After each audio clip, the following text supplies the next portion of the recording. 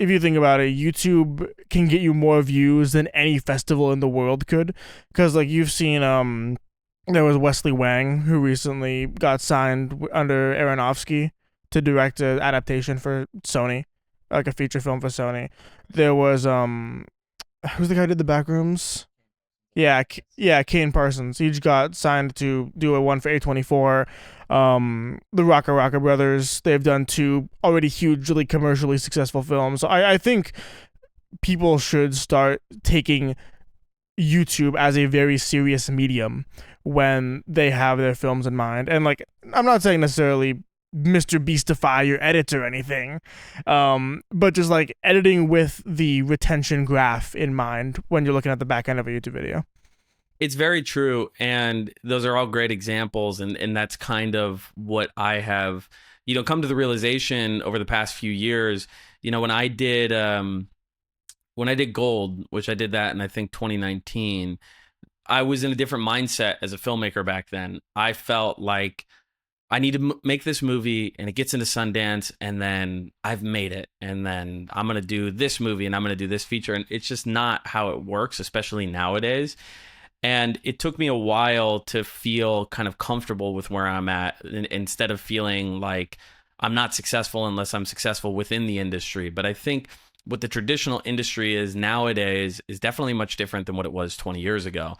And it's not really as viable of a career path as it used to be. And I think a lot of people do turn their nose to social media and do turn their nose to YouTube when those things have created, like you said, like the Rocka Brothers started on YouTube. They built this like great community, bunch of people. And I'm sure in some way through that, they were able to meet people who had money. And then those people were able to help them create their movie. Those things are really, even like you said, the amount of eyeballs you can get on YouTube, OCD having like 40 million views off YouTube and then TikTok and everything combined, it's kind of crazy when there's people that would pay like hundreds of thousands of dollars to get 40 million views and hundreds of millions of impressions. And we're doing that all organically on YouTube and all on TikTok. And that's really the only place you can do it. Sending your film, if we just relied on the festivals and that's it, and we didn't market the film, no one would have seen it. I wouldn't be talking to you guys or anybody else who we had interviewed with, because YouTube is really kind of like the gate to like people. Everyone has YouTube, everyone has TikTok. Like George Clooney probably has it. Like you go to like any celebrity, I'm sure they're scrolling on their phone. And that's the thing is, like, if you make something and it does well, then you might be in front of that person when, you're kind of betting on the old ways of getting into a festival and then meeting a big agent and whatnot. That's how I was able to get my manager. And my manager is at a decent sized management agency in Los Angeles. And I wouldn't even have believed that I would have met somebody like that off of TikTok. But it was like the first month off TikTok, I met him.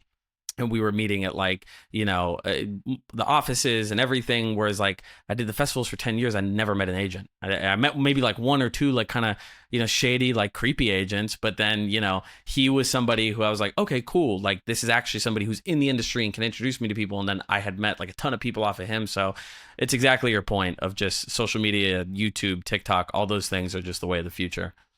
Yeah, I think the old way is definitely dying. Just the traditional route that you mentioned with festival or getting your film in festivals, meeting people. It obviously it still exists. But I think that people are really, anyone who doesn't believe in, I think the new way, I think is sort of missing out and definitely not reaching their full potential. And I think another part of it too is like, really, I'm gonna put my film on YouTube. Like my 7-year-old cousin watches Skibbity Toilet on YouTube. I'm not gonna put my film there. Yeah. So I think that people might view it sort of negatively, but I think absolutely, like you said, you got tens of millions of views just by believing in the new system. 1000%. I mean, dude, it's like you go back 200 years ago, people didn't want to drive cars, and they were like, no, horse and carriage is the way. And then, yes, of course, like it's moved on. Everything advances and changes. Yeah, and then also like it's something that people don't necessarily think about. I know I've heard some people bring it up, but like YouTube and Netflix are very real competitors.